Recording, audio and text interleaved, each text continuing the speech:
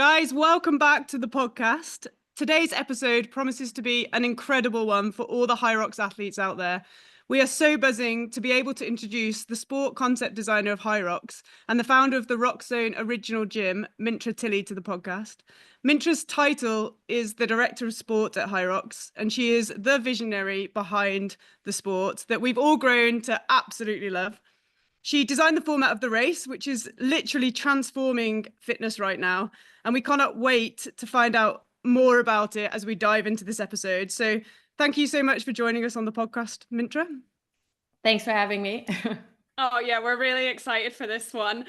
Before we go full into Hyrox and find out all about how that started and your design and the concept, and we just wanted to know a little bit more about you and where your fitness journey began and you entered into the world of sport and how you ended up creating the Hyrox concept. Yeah, sure. Let me start by saying this. I was like, I hated anything that was, related with fitness all the way up until I want to say 25 or something. Like I was none. Yeah. The most I would do would be like yoga classes. I was like, at one point I was like super into like become hot yoga, but like nothing fitness related. No, nothing. So I was like completely blindsided on that topic. And it wasn't until, I was married to an U.S. soldier.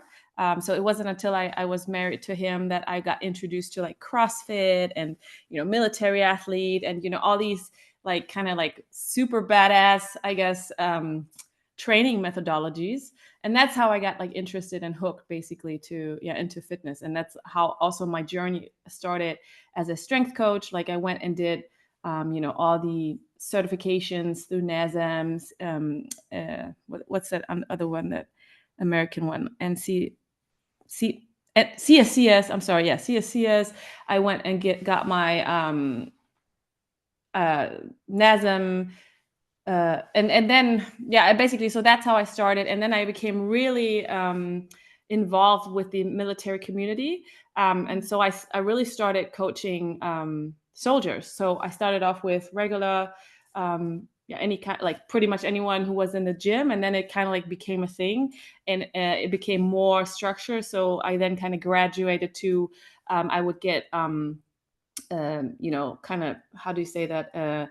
I would get, not appointments, but like, what's the German word for like when someone wants something from you and you like, you'll get hired. There you go. I would get hired. I'm sorry, guys. No, you're doing really English well. second language here. Sometimes I miss a word and then I can't continue. Anyways, so I would then got hired to do different troops. So I did military police. I did a whole bunch of special operations, and then I ended up coaching special forces candidates and also special forces soldiers, and that was pretty cool, to be honest, like a cool time. And then unfortunately, my marriage didn't go so well, and I went back to Hamburg, and that's when I I was like, hey, what can I do? There's no soldiers or anything whatsoever close to that here in northern Germany. So I decided to give it a shot to ice hockey because I love ice hockey. And so I applied and I got super lucky. And then I was a strength coach for, I want to say 3 or 4 seasons for like a first division male hockey team, which was also pretty cool.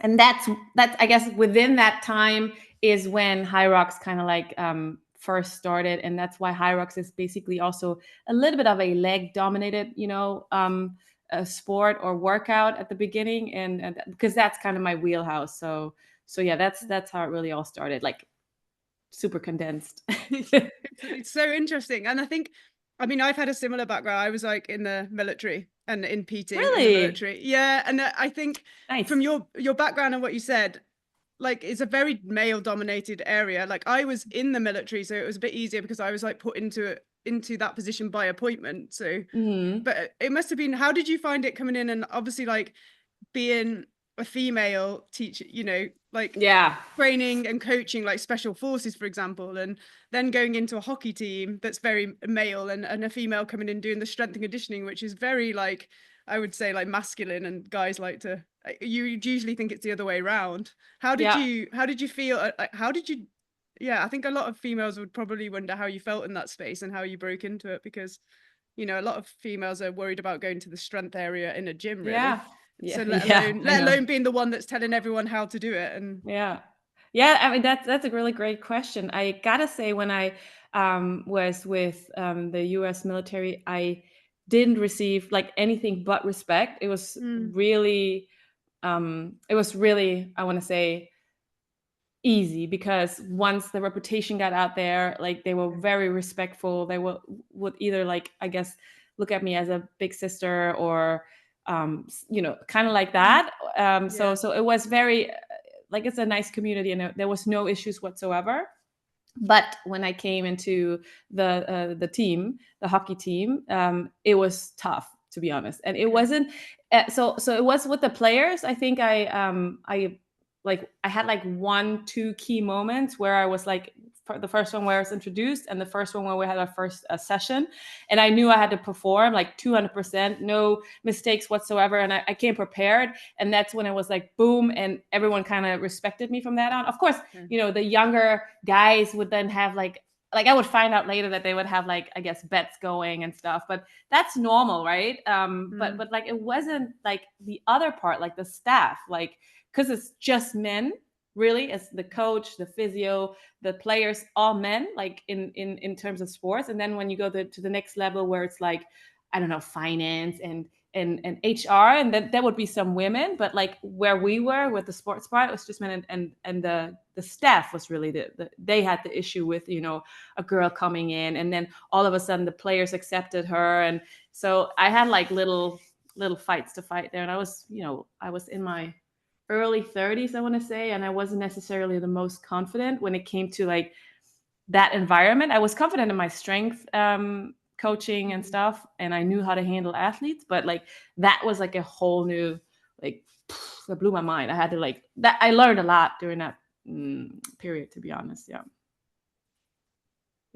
I mean, it is interesting because, like you say, I guess you were really confident, and it's almost like your home, the kind of strength and conditioning side with the athletes, but you still also have a position in that role as part of the rest of the team, which is probably not as comfortable, because that's not your area of like expertise, or that's not your safe space, I guess.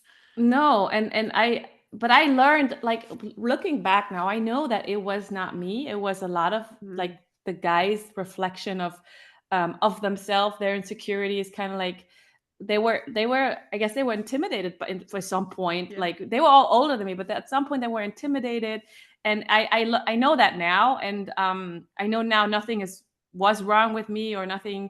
I could have done nothing differently. It was just them. And but it took me a while, to be honest, to like then step up and then speak up. And when I did, it was very liberating, to be honest. So I know, like, kudos to you. I think it's like incredible. And I think being in a very like being in a similar situation where you're in the military and everyone's male and you're female trying to do the same role, I think you do feel sometimes that you have to prove yourself. You've got this extra bit 100% credibility that you need to gain from the guys to, and it's a tough ask. But if it was a female now, like a young girl or somebody that's in the same position, is there any advice you would give them that maybe looking back in hindsight you would be like, oh, maybe I would have done this? Or it was to say two things. Like, one thing that was advice given to me, it was, when you go into this environment with all men, and where it's like it's a very special situation with soldiers, and also with having a team, right? But you could I guess you can like accommodate it differently, whether in what situation you are. But she told me, when you look at all these men, you can't have any, don't have any feelings, emotion, in terms of I guess male female type of thing, like that type of dynamic. You look at them as if you were their mom, like you're their mother. And that was so weird to me, because at that point I didn't have any children. I didn't want any children. And I was like, that was so off. But then when I thought about it, like it kind of like did something in my head, and that's how I looked at them. They're like anytime there would be something off, I would be like, what will my mom do? What will my mom do? Type thing. So it's kind of like that energy, and that people feel that, and then that's how they then I guess respond.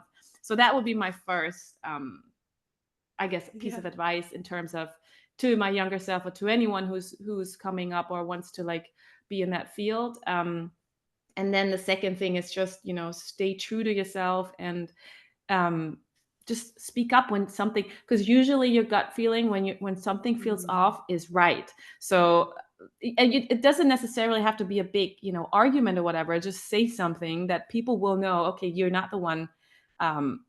They can't do that with you, right? Yeah. Or they can't push You're you not around just like a that. pushover. You're Exactly. going to stand your ground. Yeah. I think that's so true. It's like, it's incredible. And I think this is like one of the reasons, obviously, the Hyrox aside, that we wanted to speak to you on the podcast, because I think a female breaking into that world, like is a pretty hard thing to do. Like it's all male dominated, like military and ice hockey, like they're two hugely male dominated areas, and you've managed to, not only break into them, but make a name for yourself within those areas, which is, it's inspiring, and it's hopefully inspires other people that are going through the same, like want to have that path to go for it and look where you are when you come out the other side. So then how did this lead on to Hyrox? Where did that come from? You were a strength and conditioning coach in an ice hockey team in Hamburg, and then how did you make that transfer? And it's funny because I know Christian. So Christian's one of the founders.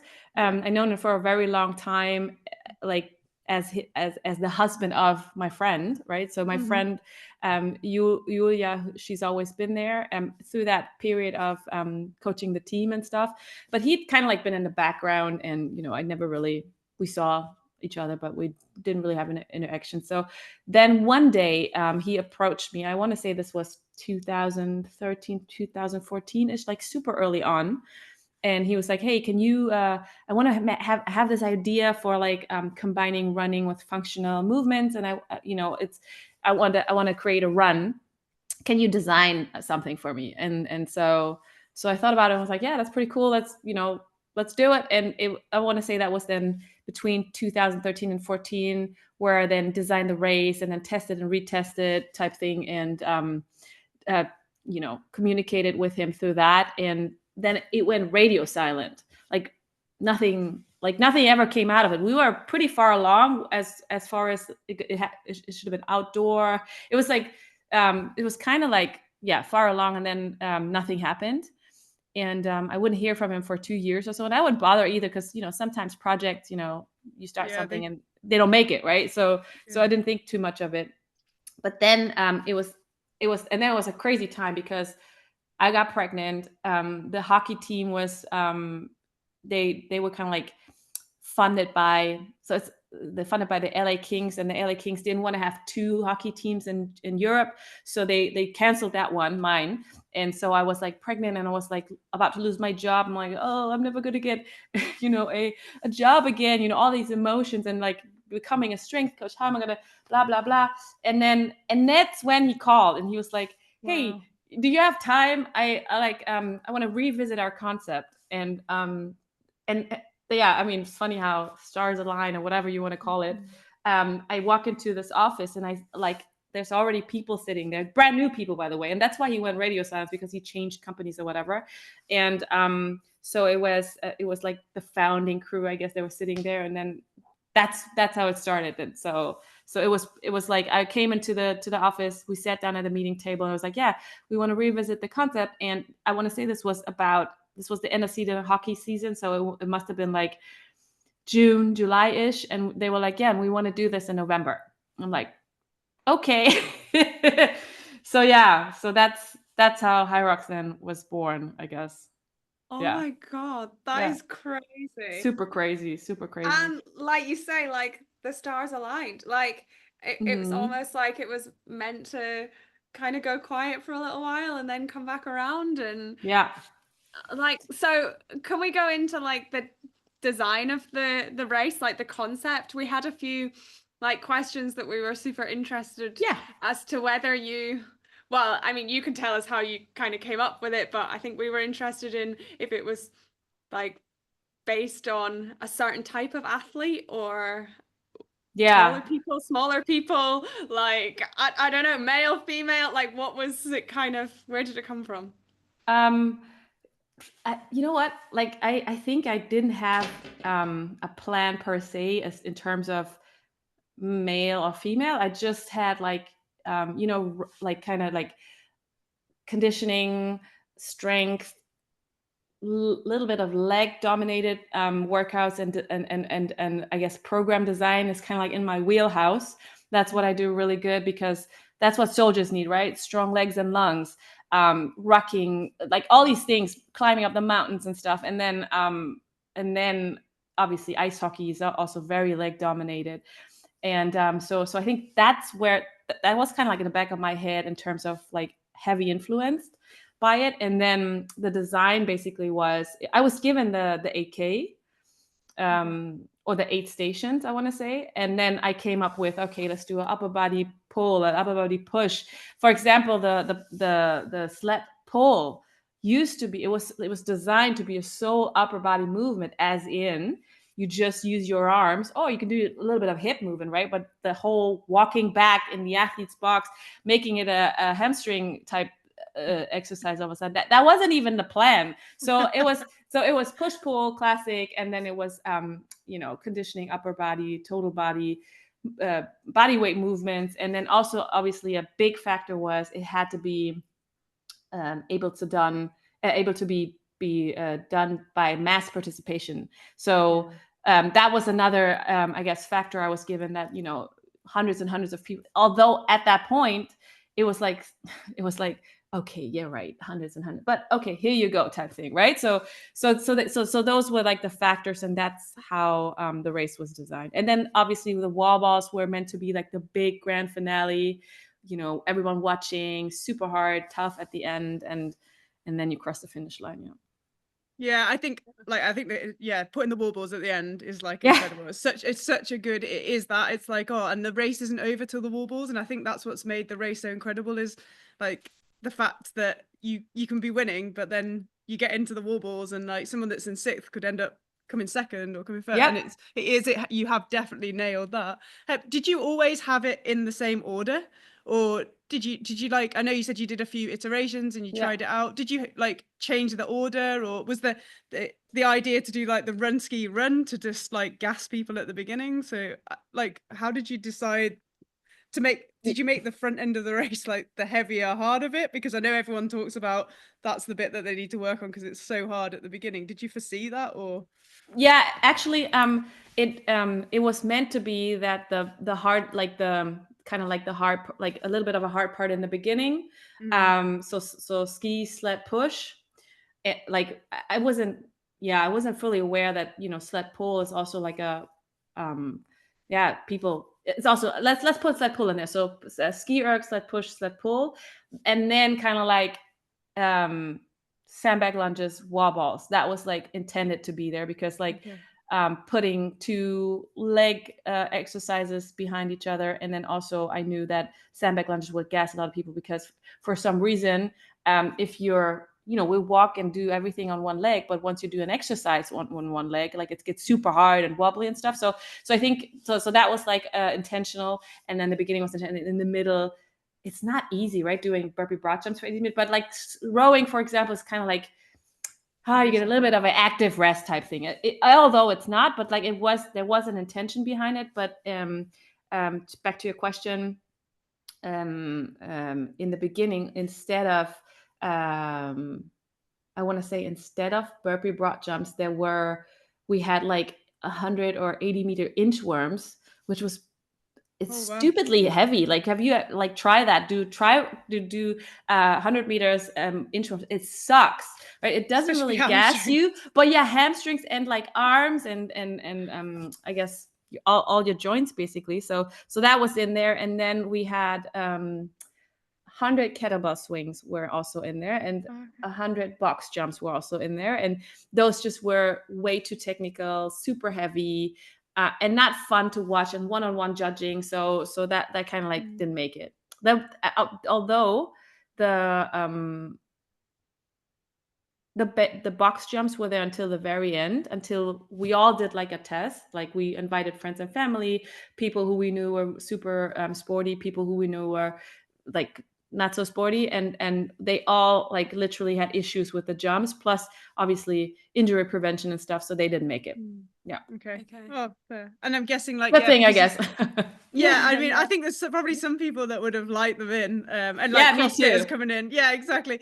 But then at the same time, I'm guessing because like, yeah, you said it was a mass participation event, and that was the like, that was what you were given to design Yeah. for mass participation. Things like, because I know some people have said, oh, I'd love to have like pull-ups in there or have something like that. That isn't a very, it's quite an elitist, Yeah.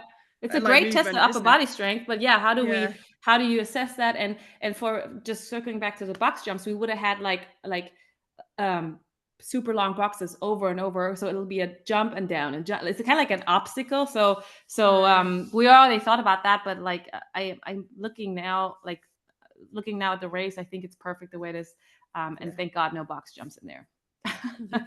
Yeah, definitely. And then I guess the next question would be like, did you always plan and foresee that it was going to be what it is today? Like, was there always kind of the two different weights, like the open weights and the pro weights, the elite 15? Was there always the thought of the 15 athletes, or has this all kind of developed over time? Because I mean, I don't, you'll know more than me how many people have now participated in a Hyrox, but it's wild how quickly it's Yeah, just blown super up. wild. Yeah, like incredible, absolutely incredible. But how does it make you feel? What did you think was going to happen, like you said, when you were first doing this? Honestly, I thought it would be like a one and done thing. So I thought, we had this event in Hamburg, and we had like, we basically, it was all our friends and all the CrossFit boxes we knew came. But it was, I thought, okay, this might be an inaugural, like next year same time we'll do it again type of competition. But like I had no idea it would blow up like this. And after Hamburg, it was obviously was a success. And then Christian told me, and now we're going, nationwide, and that already blew my mind. And then it was, and I think it was halfway through the season or so, and he was like, and now we're going to America. And I'm like, yeah, right. And that actually did happen, but then like kind of COVID hit and stuff. But like all these things that happened, I never in a million years would have anticipated that. And I remember I was in London, maybe not the first time, but the second time in London, because the first time, because the UK is like a crazy market, right? The UK Yes. is like, even in COVID, we had like a virtual championship challenge. Like they were like participating and like so engaged, and like I just like super happy, and just so such a good spirit, and that reflected in the first London event. But it was only, I want to say 600, 700 people. But then I remember going back the second time, London XL.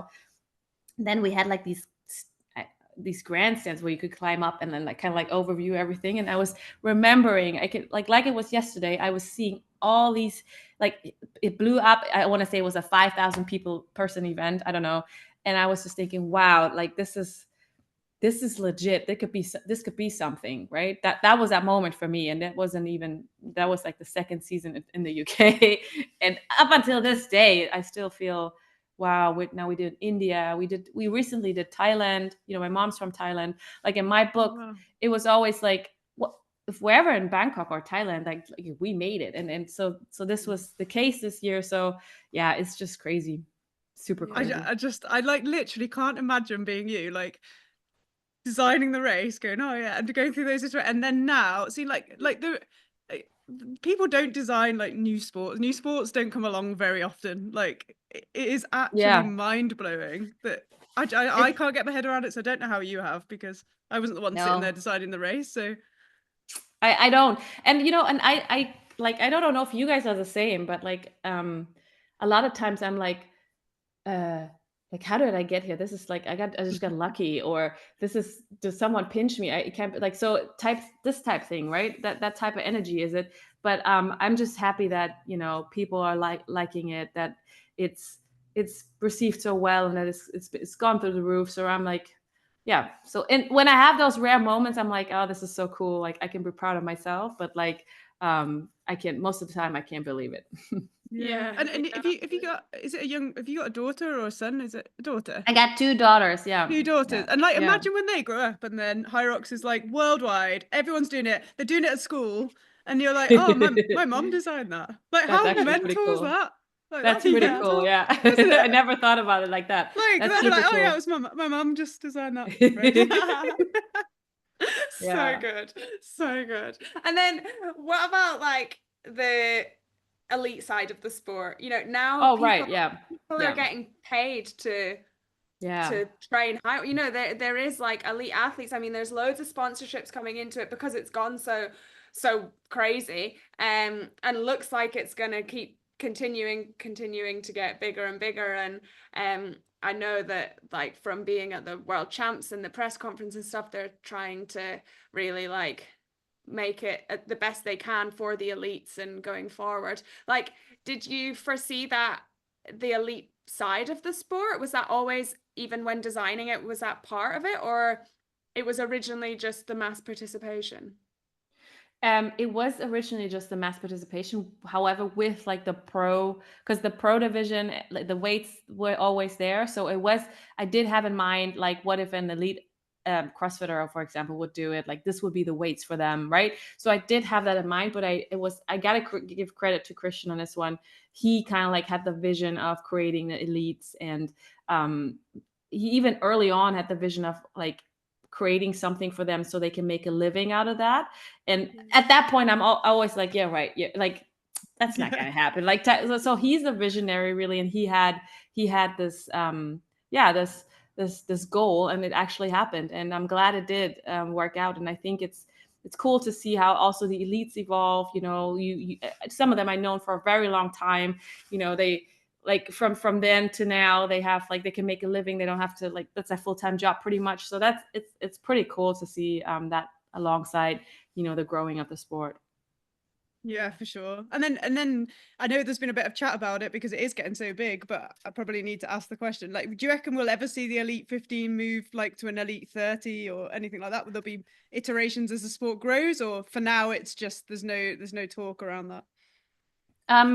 I think at some point we had an elite 20. I want to say we did have an elite 20 that was a couple seasons ago. So I don't think we're married to the 15. I think there's room for more, definitely. The issue right now is only if, you know, these 15 athletes, they're so close type thing. But even within that range, you will have, I want to say, a 3-minute gap from first finisher to last one. And if we would have opened that, like the gap would be even more. And then it's not like it's not fun, but it's almost like Not close enough racing. It's not a close enough race, exactly. So I think there are thoughts around it to like broaden it up, or how we could do it. And I think at some point we'll see some kind of iteration of that. Yeah, and it's cool. It's been really cool this year to see the addition of the Elite 15 doubles, because that race is just so different and so entertaining.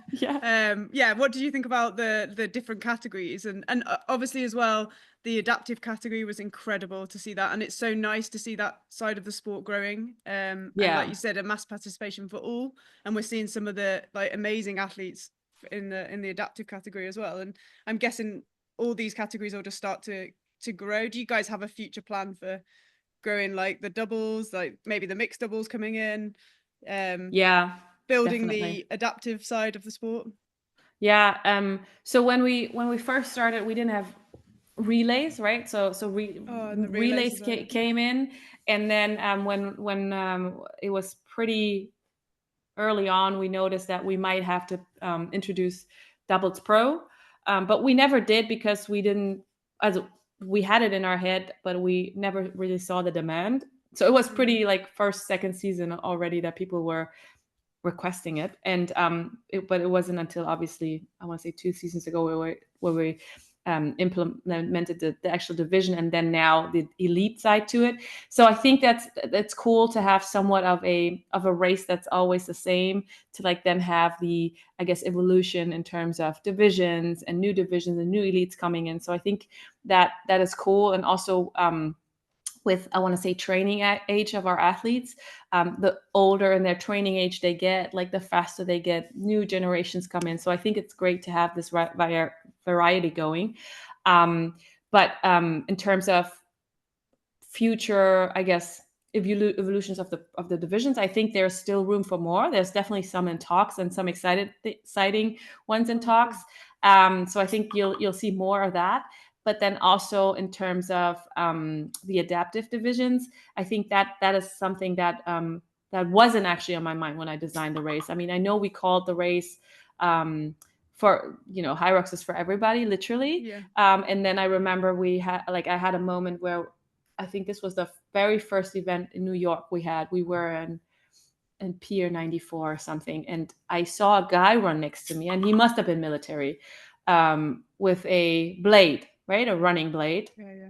And from working with, the military, I was familiar with wounded warriors, or even with the hockey team. Lots of return to play, lots of, although that's not the same, like I kind of like was familiar with it. And when I saw the guy in New York, I was like, we didn't even, it blew my mind, because he didn't even sign up or tell anyone. He just literally showed up and did the race. And that when it popped, like I was like, we need to have like a legit, division for this, and we need to have like ranking system and in a rule book. And and that's where the idea was born. And I'm super happy that we finally, it was like 3 years in the making, or so, that we finally, like, now, even though it was still the first official year that we launched it. And it's a lot of work in progress. It's a great community, lots of feedback, lots of learnings. And but like that's actually something I'm very, very proud of, that we have this division. And yeah, we hope to broaden it even more, like allowing more adapters to come in. And then like at one point, like at the back of, like, maybe at the end of the season or something, then open up for special IDD athletes. But that's a whole different wheelhouse. But like that's definitely more to come from Hyrox divisions, and in terms of inclusivity. Yeah, I mean, Lots of stuff. Yeah, I think it's really exciting, and I think it's really nice to hear that you are working towards it all. And I know, like, I mean, I can't even imagine like how being behind the scenes has been in the growth in such a short space of time, because like it must be really hard to keep up with everything, and to kind of please everyone in a sense, like, so I think like we appreciate it on that side. But it's nice to hear that, like you said, you're happy to take feedback, to work from learnings, to try and make the sport better for everyone, which is like, I think all people can ask. And yeah, it's exciting, really exciting to hear like the potential of some new divisions and like that sort of thing. So yeah, what's your, like, I guess, like day-to-day kind of role, like in Hyrox, like for someone like listening, what's kind of your day-to-day life like? And then at races, like, how do you juggle everything? Good question. And what I mean, designing the race, director of sport, you're a mom. Like, I think people always ask us, like, when we chat to people, especially moms, like, how do they juggle like their training and their fitness and their work? And I mean, I feel like you're a very good person to ask that, because you seem to be doing a lot. Yeah, I do a lot, but a lot of times I feel like overwhelmed, and I don't have it together, and it's too much. And that's when I have to remind myself, this is important now, in terms of, I got a 9-year-old and a 1-year-old, and it's like, so the 1-year-old is like super, she just needs attention 24/7. And I think it's nice to like have this in terms of focusing of what's really important, that these are the times, they're only small ones, so let's just take care of a family, and be in the moment, and not just always looking for the next. However, I do juggle with time. So what I'm doing now, and I'm absolutely ever since I guess I want to say get out of the army, although I wasn't never in the army, but like let go of that profession. I hate. I'm not a morning person anymore. I mean, and Faye, you know this, right? They get up at the crack of dawn and they're like ready to go, and like by 12 they have done like a million things, like where others only even start their day, right? So I'm kind of like going back to that. So I'm getting up really early so I can get my stuff done while she's sleeping. So that's how I currently juggle, I guess, work and mom life. And then as far as training, I'm lucky enough that I do have a gym, and so I bring my daughter so I don't train as much as I want to, but like when I train, I bring her with me. And so we're just hanging out together in the gym, and sometimes she'll let me, sometimes she won't. Right. And as far as a day to day, that used to be a lot. Like I used to be at every single event doing like all the groundwork, like, setting up from a sports perspective, like doing the judges of the briefing, and some of like, and that's why I guess I'm so, I guess, emotionally connected to the UK, because I've been there so many times, and like I know all the judges, and like I feel like we've built this together, and now I'm kind of like, not so much, in an operational I guess sense. I'm not at every event and doing that stuff, so I'm doing a lot of stuff from an administrative point of view. So I do the rules, the rule book together with my team. I make sure that, I guess all the race innovations and type of like reflect on races, and analyzing like from start wave schedules to staffing to race experience. Like whenever it comes to the sport part, that's what I do. But I have now a great team with me, so I'm no longer a one woman show, who is very capable of doing that, and like who's working hard to implement that globally. So it'll be the same whether you're doing a race in, I don't know, Mumbai, or a race in Birmingham, right? So and that's a tough, or not a tough, but that's a very, very hard, I guess. That's also very tough to do. Thank you. That's a tough task, and that's our day to day at the moment. Yeah, totally. And I mean, I know you hear all the chatter outside, and everyone's like, "Oh, we need the courses standardized," but you're also you're growing. You're trying to offer the races for people so they can race, and people want more races. But then also you want it standardized. But you've also got to go into chats with people, in that country. But then also to find the locations and the premises that so much stuff goes into it. So And complex. I mean, and we try to make it, we have it down to like, so we have this thing where we like measure everything, and we have it down to the meter. So like literally the running distance, whether it's, inside the workout zones or in like outside, like it's everywhere the same. But then obviously, there are soft factors like you would have in a marathon, like you have like little inclines, or you have like curves and stuff. So we have this too with 2 or 3 or 4 lap courses. But then in general, it's I think we've done, like, the entire team's done a good job in standardizing it. But yeah, the job is never done. So it's everything is a work in progress, and it evolves so fast. So it requires a lot of time and attention to detail. And it's still so young. Like I think sometimes True, because it's grown so quick, you forget how young a sport Hyrox is. And those teething problems probably would have been sorted out if it had stayed smaller and hadn't been so popular. But it grows so absolutely big. You're doing it in front of everyone now, and instead of just hundreds of people, you're doing it in front of like millions of people now. Like everyone's watching. And then you touched on the rule books and stuff, and we've just seen for the new season some new rules come out, or some maybe clarifications of some things. Would you mind?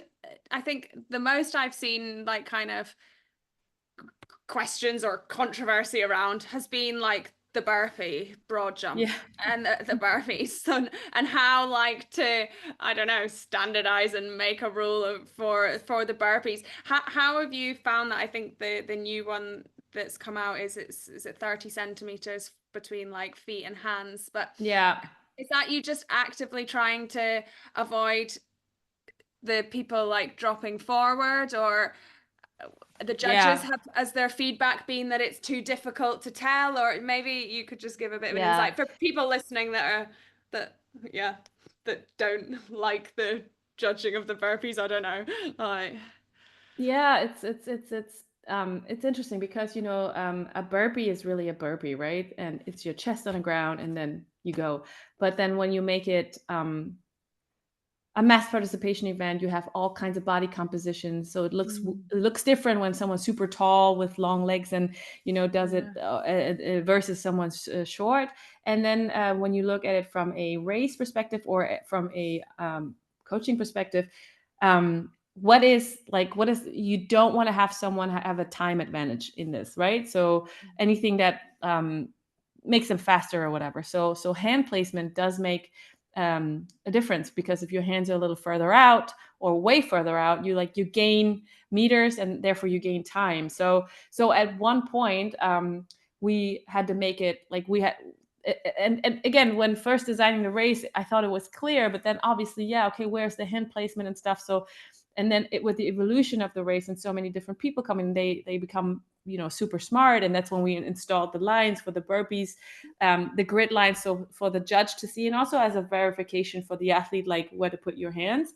And it, in the past, it's been a foot length away, right? And then a foot by default is, I guess in the States, 30 centimeters. So we just changed it and made it oh, hold on, no, I think it was a foot length, and then it was an underarm length. It's always been the same description for different. I'm sorry, it was always a different description for the same amount of I guess distance. Yeah. So now we decided to do 30 centimeters, and then people get super geeky with it and say like, okay, but where does my hand end? Does it end here or here? So now we came up with the graphics, and that's the kind of thing we need to do. Whereas if I were the athlete, as you have some kind of integrity, just do the right thing, then it's no question there, or judges won't have to like check or give you a first warning, right? And that's where it came from, to be like super clear, I guess, with the execution of the movement. But at the same time, we can't make everyone happy. And and it's such a hard thing to do, because everyone's trying to find time, and then people will go, oh, I can find a bit of time here if I'm because the race is on time. So it's one of those subjects. And I guess that's where, when you were designing the race, like you said, you didn't want too many like one-on-one judging movements, because if you have everything like the burpees where you have to be literally on someone, it's the manpower then to be on every single athlete to make sure everyone's doing it right. And I don't know, like with all that's AI coming in and stuff, we might in the future have solutions where we can actually just videotape the whole thing, still have judges there, but then we'll know if you actually put your hand 30 centimeters or above type thing. I think it's a evolution of everything that's going on, and I think it's just having more rule clarification helps a lot of people, and then some people might like it and some don't. The rules have got to evolve with the sport as well, don't they? Like you look at like tennis, football, rugby, they never had the like Hawkeye stuff at the beginning, and that's all started to come in now, and it's like just things like that clear up whether it was a goal or not, or whether the ball was on the line or not, and that's where the iterations 100%. Have got to come from Hyrox. And I think also, Emma, I was just going to say, the other one that everyone, I guess it's been really good to see the clarification on the depth on the wall balls. I think that like I think there was a lot of people that are happy to see that maybe that might be tightened up a little bit. Again, that's also helpful, I think, with the pictures, or even where is actually your 90 degrees. But then that's a lot of I guess it's a very controversial, like those two stations are very controversial with everything that's going on social. I mean, I've seen it too, right? It's not intended to be this way, but like I said, we if we're also in a position where we have like lots of volunteers, and we don't know who shows up in the beginning, and like you said, we grew so much, but trust, you can trust me when I tell you that we're working so hard to get rid of those weird freak movements, and those are essentially freak movements. And it's there's a freak movement clause in the rulebook where it says like any deviation like from that is a no rep, but then like it's a continued process of educating the judges and educating the athletes. And I see this as it's it's a for lack of work a in better word, progress. Like, it's a yeah, work in progress. Exactly. Yeah. Which it kind of has to be, because I think, like you said, when you designed the race, you couldn't foresee what was coming. Yeah. And you can never, you're kind of growing, but you're having to like almost react to everything that's happening, because people are interpreting it in different ways, and like you said, different body shapes, and Yeah. like the race is changing, and yeah. But no, I think just I think for people to know that you guys are working so hard, and I'm sure like everyone does know that behind the scenes you guys want to make the sport the best it can be. And I suppose from the other side of it, if you look at the other side of the coin, people are just so passionate about it, and they love the sport exactly. so much that Yeah. actually it's not that people are complaining, it's more that they just really want the sport to be standardized, because they've bought into the sport so much, which Yeah. I don't think it's a No. negative connotation. It's I think good. actually it's very positive that people Yeah. are so engrossed and so engaged in the sport. I think the same way. Even if there are like some funny videos going on where, you know, Hyrox in lots of different ways, it's like memes or fun videos, and I think that's cool. I think that's cool. Everyone is entitled to their opinion, and I think that's actually a good thing that that's happening, because that means people are like, you know, Hyrox is on their radar, and if that means someone else is, you know, continuing or starting their journey to fitness, I mean, then that's what we want, right? We want people to move. Yeah, essentially. And then I don't want to get like into it. I just, because I know the go ahead, go into it. no, the sled carpet and the sleds has been like a controversial topic, and I mean, you could probably do a whole episode on it, and we don't like. We know that Hyrox is trying as hard as they can, but I guess my one question around it would be the sled carpet was being changed to try and standardize it across all the races, if I'm correct. Yeah, that's correct.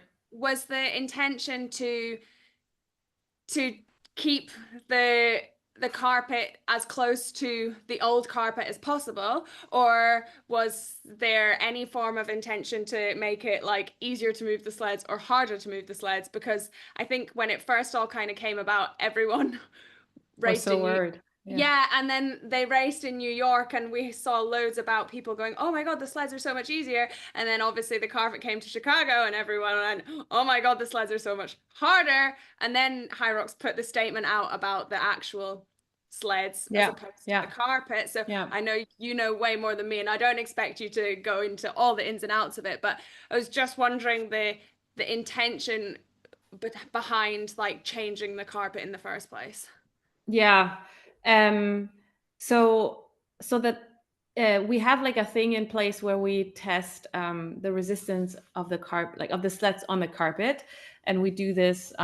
We've done this all these seasons, and when we were introduced, like or when we were I guess talking about the idea that we want to change it to turf, because turf has so much more, I guess, upsides than a carpet, because the carpet is not meant to, like, if you go into a gym, you would never see like a carpet, right? You'll see like an actual turf, because that's what it's made for, amongst other things, but it's also made for sleds. So so when we were introduced to the first thought of like changing it, then we're like, yeah, we need to like make it, we need to keep it the same resistance, because you know, we have world records, we have rankings, and they can't change.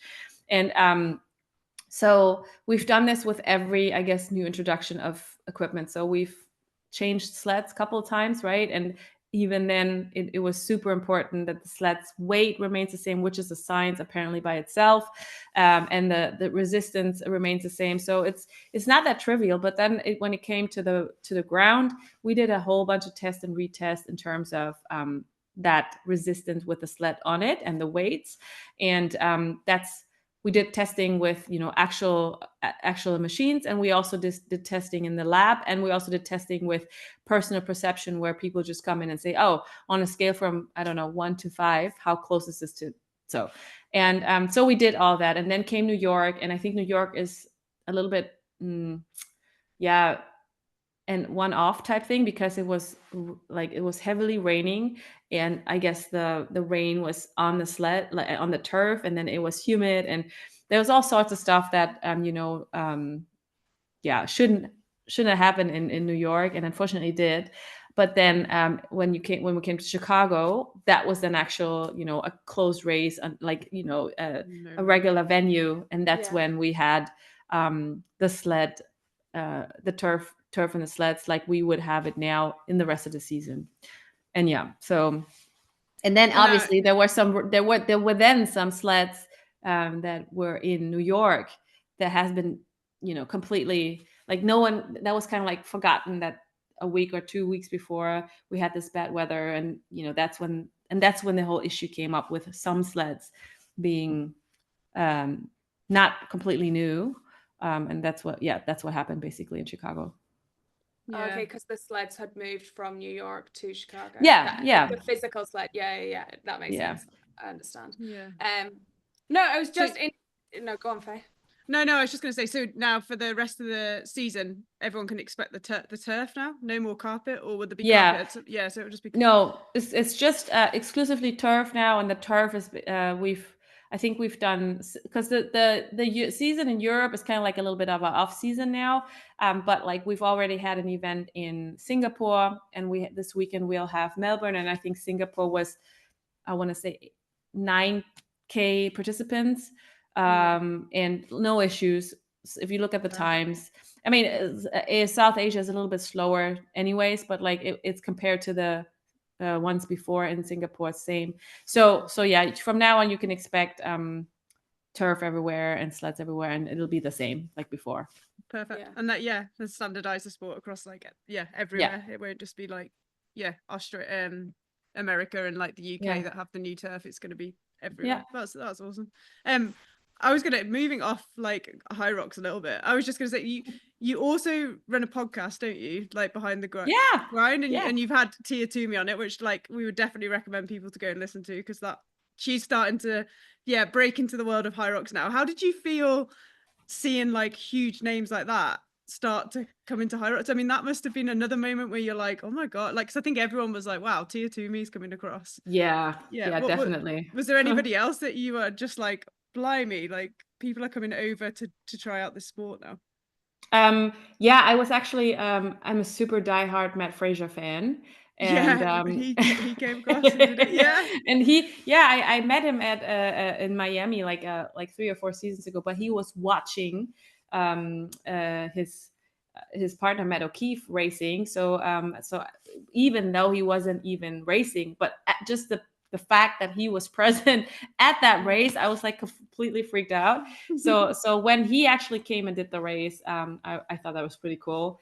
And obviously when Tia said that she was going to come and do a Hyrox and preparing for Hyrox, and she was like, I couldn't believe it, right? Because it was like, what? Wait, Tia is coming on, and so I think those two were basically my pretty.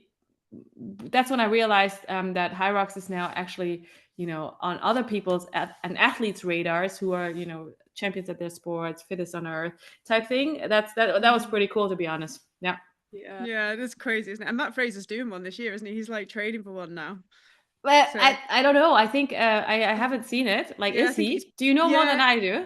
Maybe I watched one of his vlogs. I think he said like he didn't train for the last one he did, where he did a doubles. He did it for fun, but I think now he's training to come and to do one. I don't know which one. I'm guessing some an American one. So I'll have to watch another vlog, but apparently it is. And then also I need to ask you something else as well that I found out about you and like trying to find out more about you. Have you written a book about, is it called Strong and Sexy Empowering Female Athletes with practical guidance? Love that. Wow.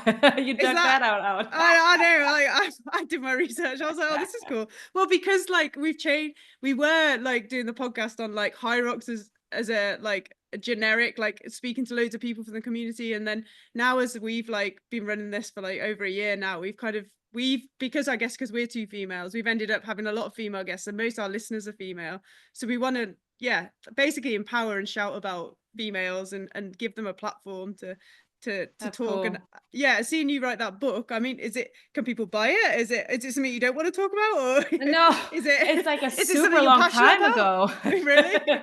It's a super old book. I don't think it came in a hard copy, but I don't think it's you can buy it anywhere. Maybe Oh, on, I don't know, maybe someone sell that copy, but I think you might be able to like get it as an online thing. But yeah, okay. it was actually it was a female empowerment book. It was in 2014 or 15. It's called Strong and Sexy. And back then it was a fitting title. I don't know if it's, I don't know, but it was kind of like that when people or females were like afraid to get bulky from strength training and stuff. Yeah. So that type of thing. So it has like a training plan. It has a little bit of an inspirational stuff in there, and also I want to say I didn't write that part of the what do you nutrition. I had a nutritionist come in and Oh, cool. because I was doing intermittent fasting at that point. I was really so it has a little bit of nutrition in it. So yeah, there's an Oh actual no, book out good on you. there. I mean, like it's just you've just done a lot. It's crazy, really. Yeah, It's I've been around. I'm also a little older. I've been around for a long time. I would, well, you don't look it. Oh my God. Oh, thanks. Yeah, no, it's pretty cool. I just think it's like it's great to like highlight like females just doing awesome stuff and breaking into those spaces. And then the only that we missed this question, sorry, Em, I've got to ask it before we move on. But you said you went back to Hyrox when they said, oh, like you'd had a bit of a break, and then like Mo and Christian like, oh, we're gonna do it now, and you walked into a room and there was like fresh faces sitting around the table. Was there any other females in that room, or was it just you? It was one, and she's still there today. Is Maya. Shout out to Maya. So Awesome.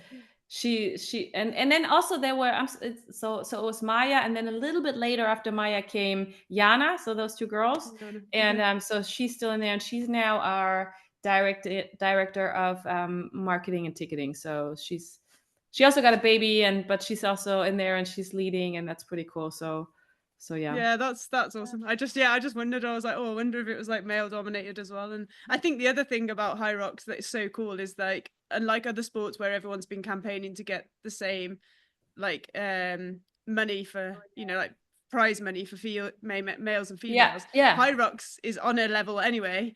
And yeah. also I feel like the sport, like everyone's just as excited about the female race as they are as the male race. And Yes, they sometimes the are. female side of the sport can be like, oh, we'll do the females and then the males final is tomorrow. And like it's so great to see a new sport coming up and the females being on the same level as the males. So kudos to you Yeah. guys for achieving that, because Yeah. it's But hit also that from the kudos start. but also kudos to the athletes, right? I mean, they make that race super important, super matter. They make it that matters, and it's like their athleticism is inspiring. I think it stands and falls with the athletes as well, and we got Yeah. pretty great female athletes, I think. Yeah, absolutely. And do you ever get to go and enjoy a Hyrox and race, or? Oh, I wish. you're I think I've done. I think I've done like in officially like at a race setting. I think I've done 2 and 1 relay, and those were like no preparation, like just jump in, and then like on race, like on setup day at night, I'd done a couple, but like I want to get in, like once Lilo gets a little older and I'm in back into the groove of things, I want like by end of season type thing, I want to like now get the full experience, because I think it's awesome, right? You're running and then the vibe, and it's so cool. Yeah. It's such a different thing than doing a simulation or doing it the night before. So I really want to get back into the groove. So yeah. Yeah, definitely. Cool. You need to Yeah. you need to experience it now, and now it's even bigger as well. And Yeah, growing. exactly. Yeah. I haven't had a sold out race, 50 or 60, 70 person start wave, like none of that. So yeah, definitely need to experience that. Yeah, 100%. Okay, well, that probably leads us on to ask you our last question for today, which would be, what message or advice would you give to your younger self or the next generation of girls coming up? I think it's important. I mean, it always sounds so cheesy, but like it's just important to like be true to yourself and kind of love yourself and accept yourself with all the flaws and all the good things that you have, and don't look left and right. I think that's something that can make you feel small or not enough or whatever, because you're comparing your inner thoughts and inner feelings to someone's outside, because you don't know what they're got going on. I think by now it's pretty clear a lot of people, or every one of us has like some baggage to carry, right? So I think it's important to stay true to yourself and be like, very empowered from within, if you want to use that term. So that I would go back, and even I try to teach my daughters that it doesn't matter what someone from the outside does or say. It kind of matters what you think about yourself and how you talk to yourself. And so yeah, that would be an advice. And as long as you can stay true to yourself, and at the end of the day look yourself in the mirror, then you're good with yourself. So you have nothing to be worried about or feel strange about. So that would be a piece of advice I would give my younger self and everyone who's coming up. Yeah, no, that's really good. Definitely agree with that.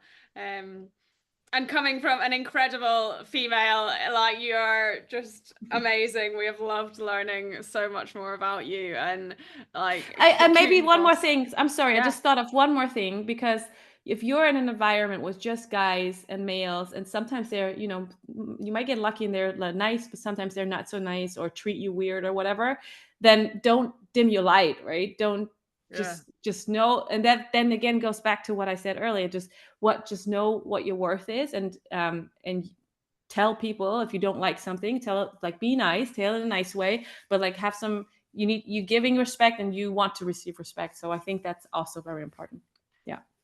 Yeah, amen to that. Yeah, and you're right. And it's more, like you said at the beginning, it's more to do with them than it is to do with you. So don't dim your light because somebody else can't 100%. accept a strong female 100%. coming through. Yeah.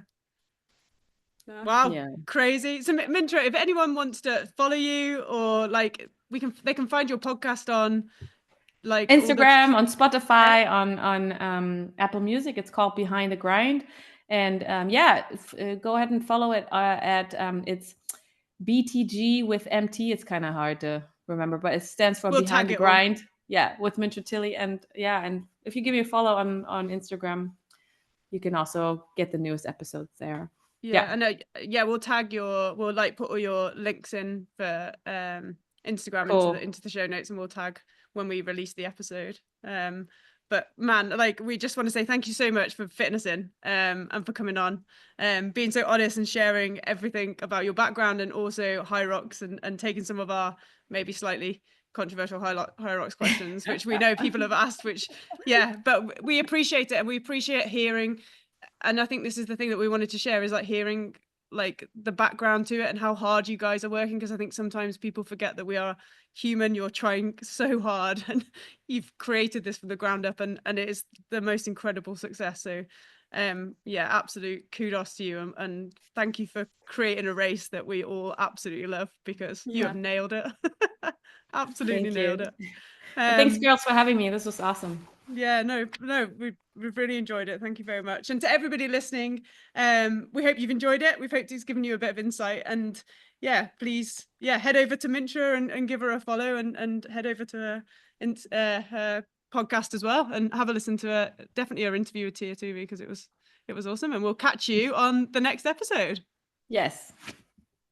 Bye.